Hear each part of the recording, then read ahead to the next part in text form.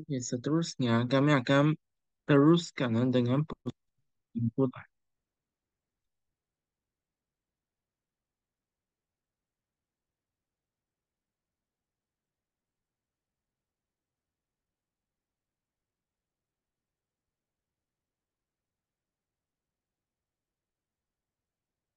Oke, pusingan berkumpulan ini dia susah sebab ada individu yang lain.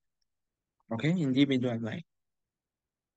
So, pusingan berkumpulan total 15 menit. 15 menit. Oke, 15 menit apa yang Anda perlu lakukan? Apa yang perlu Anda lakukan? Oke, jom kami tengok. Kamu perlu ada dua pusingan. Dalam pusingan berkumpulan sama seperti pusingan individu, kamu perlu baca dan jawab soalan. Ini kamu perlu jawab soalan dan bincang soalan. Ingat, jawab soalan dan bincang soalan. Step satu, Anda jawab soalan. Contohnya soalan. Contoh soalan, alam sekitar sangat penting kepada semua manusia. Peranan pelbagai pihak untuk melestarikan alam sekitar amat penting. Jelaskan. Okey, so macam mana jawab? Pusingan pertama Anda jawab. Pusingan pertama Anda jawab apa? Langkah. Dalam soalan, fokus pertama langkah. Dan kamu tak cukup isi untuk langkah. Kamu perlu buat dua pusingan. Satu jawab soalan, satu bincang soalan. So, setelah Anda jawab soalan, pusingan pertama tamat, pusingan kedua Anda perlu bincang. Semasa bincang tidak perlu guna fokus yang sama. Kamu boleh guna fokus seperti kesan. Kesan, kesan jika mengabaikan kelestarian alam sekitar. Kesan. Okey, itu saja. Langkah dan kesan. Dua pusingan, dua fokus yang berbeza. Satu jawab. Bincang soalan. Sorry ya, petik, petik. Okey, baik. Seterusnya. Okey. Bagaimanakah Anda huraikan isi? Sebelum isi, ramai yang tertanya-tanya tentang pendahuluan dan penutup. Pendahuluan ingat, kalau angka giliran Anda murid yang pertama, Anda boleh buat pendahuluan. Kalau bukan, jangan sesekali buat pendahuluan. Okey, biar rakan Anda buat. Penutup setiap calon boleh buat. Penutup setiap calon boleh buat. Okey, jom kami tengok pendahuluan macam mana nak buat pendahuluan. Sekiranya Anda murid pertama, Anda boleh buat pendahuluan guna cara yang mudah ini. TIK. TIK. Tema isu keyword. Tema isu keyword ataupun tema isu kehendak soalan. Tema isu kehendak soalan. Tema isu kehendak soalan. Tema isu kehendak soalan. Tema isu kehendak soalan. Tema tadi langkah-langkah melestarikan alam sekitar. Tema dia alam sekitar. Isu apa? Alam sekitar. Isu apa? Kenapa nak melestarikan? So isu dia pencemaran, pencemaran. Kehendak soalan apa? Langkah. Kehendak soalan dia sama dengan fokus. So langkah. So tema.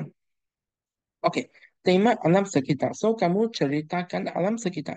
Alam sekitar merupakan kurniaan Tuhan yang sangat penting dan perlu dihargai oleh semua manusia.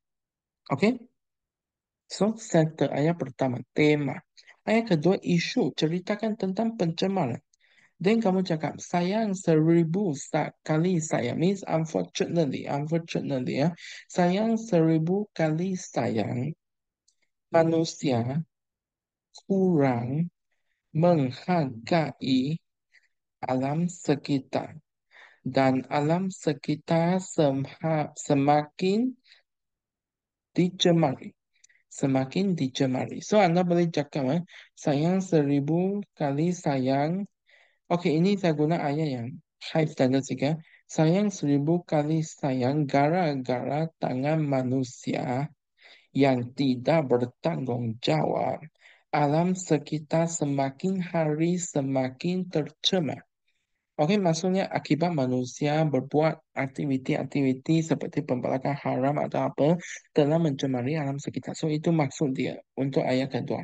Okey, ayat kedua, sayang 1000 kali sayang gara-gara tangan manusia yang tidak bertanggung jawab, alam sekitar semakin hari semakin tercemar. Okey, itu isu. Step ketiga, kehendak soalan. So, anda cakap apa? Persoalan yang berlega itu untuk kalangan. Itu untuk kalangan. Oke.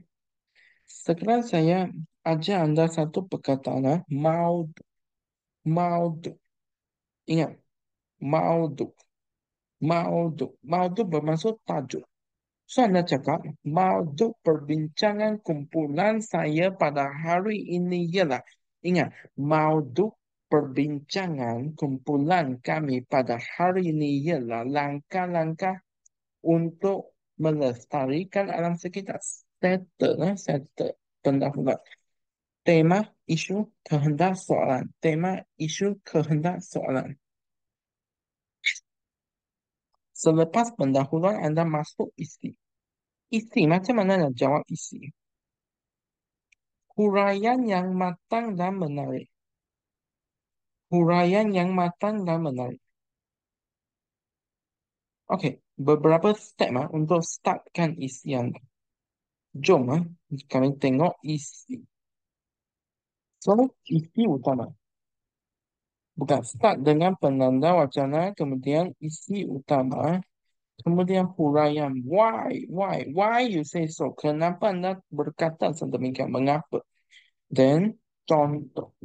Then, kesimpulan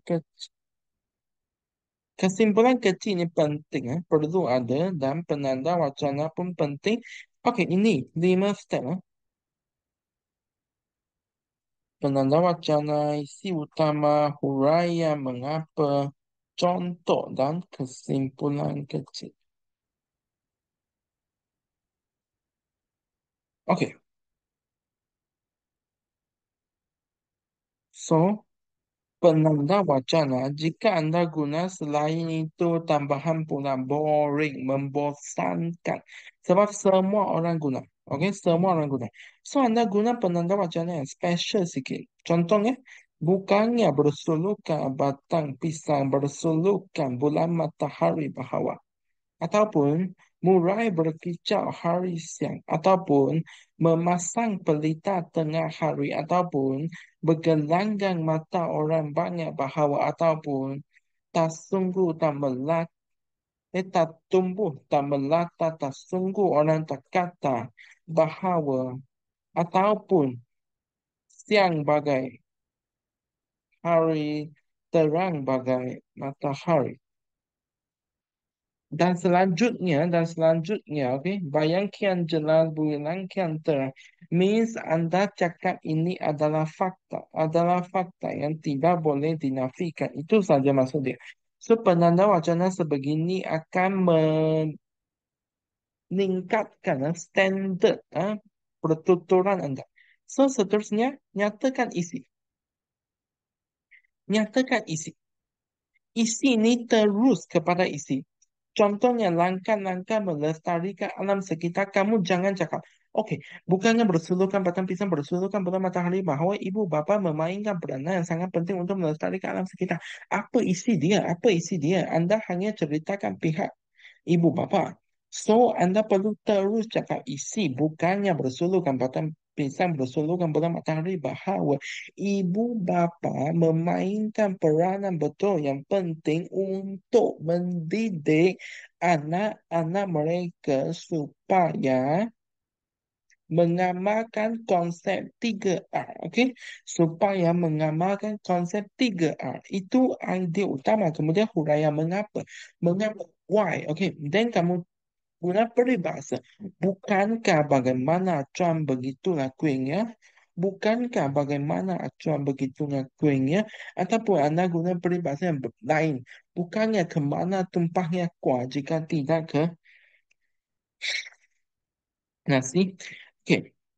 ataupun Bapa boleh anak rentik dan sebagainya. Okey. Ataupun ataupun apa?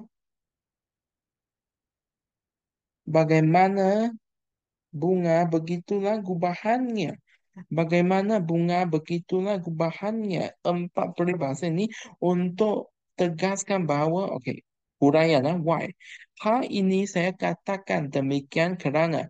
Hal ini saya katakan demikian kerana ibu bapa merupakan suri teladan kepada anak. Ibu bapa merupakan suri teladan kepada anak mereka dan perbuatan mereka akan dijiplak oleh anak-anak mereka yang masih berusia setahun, jagung berdarah setanpa pinang dan kurang matang fikirannya. Okey, ini panjang sebab saya sudah hafal banyak frasa ini. Okey, so huraian saya boleh kata macam ni. Why? Why you say so? Kenapa Anda kata isi ni? Okay. Seterusnya Anda bagi contoh. Contohnya ibu bapa perlu mengajar anak-anak cara-cara untuk mengasingkan sampah sarap dan menghantar bahan-bahan yang boleh di kita semula ke pusat kita semula. Okey? Dan akhir sekali buat satu kesimpulan kecil. Apa itu kesimpulan kecil? Ulang balik isi. So, kamu cakap tegasnya, ibu bapa perlu mendidik anak-anak konsep 3A untuk melestarikan alam sekitar. Siap, siap. Ini pusingan pertama. Kemudian pusingan kedua, fokus yang berbeza. Fokus yang berbeza. Okey? Okey, seterusnya. Selepas pendahuluan, selepas dua pusingan isi, okey, sampai masa buat penutup. Masanya terlihat, masanya terlihat 15 minit saja. So, Anda perlu hafal pendahuluan. Okey, ini Anda boleh hafal. Okey, Anda boleh pauskan video ini dan take a screenshot and memorize. This penutup versatile bermaksud boleh diubah sesuai. Okey, ini kosakata yang mantap. Sinonim lah. Sinonim untuk cara, langkah, perkasa, usaha, inisiatif, modus operandi, minhaj, manhaj, usul, ajakan, paradigma. Dan seumpamanya Anda boleh pauskan video dan screenshot. Screenshot. Okey, seterusnya. Penanda wacana yang spesial. Tadi saya katalah bukannya bersudutkan batang pisang, bersudutkan bulan matahari bawah. Anda boleh pauskan video dan screenshot. Okey, ini idea-idea untuk generate isi.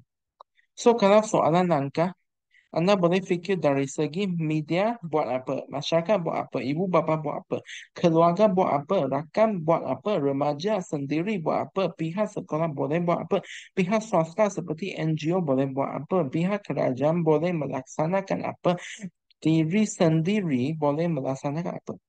So, untuk jawab soalan kesan, Anda boleh fikir kesan kepada diri, kesan kepada keluarga, kesan kepada sosial, kesan kepada masyarakat, dan kesan kepada negara. Akhir sekali, untuk menjawab soalan faktor apa yang menyebabkan isu ini, rakan atau keluarga ataupun masyarakat atau alam sekitar, sosial, ibu bapa, media sosial, sikap diri, budaya luar, individu, urusan peribadi, kejayaan dan seumpamanya. So, ini idea untuk generate your isi. Okey, itu saja untuk kertas 3 dan kertas 4 ujian mendengar ini. Kamu perlu buat analisis dengan baiknya. Selepas Anda mendengar petikan yang dibaca, Anda buat analisis dalam otak dan jawab soalan itu saja. Jangan risau, perlu salin ke soalan? Perlu. Soalan perlu disalin, soalan perlu disalin. Okey, itu saja untuk perkongsian mulia kali ini. So, rajin membuat latihan kerana pepatah Inggeris ada cakap bahawa practice makes perfect. Itu saja untuk video kali ini. Harap anda suka cara-cara saya mengajar dan recommend to your friends and subscribe to my YouTube video. Thanks a lot. Sekian terima kasih.